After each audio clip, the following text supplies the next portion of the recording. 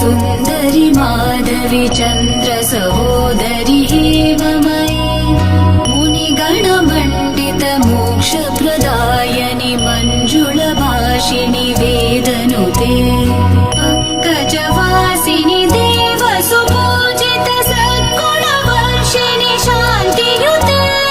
जय जय हे मधुसूदन कामिनि आदिलक्ष्मी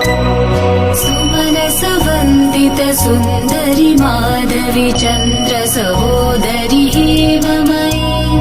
मुनिगणमण्डित मोक्षप्रदायनि मञ्जुलभाषिणि वेदनुते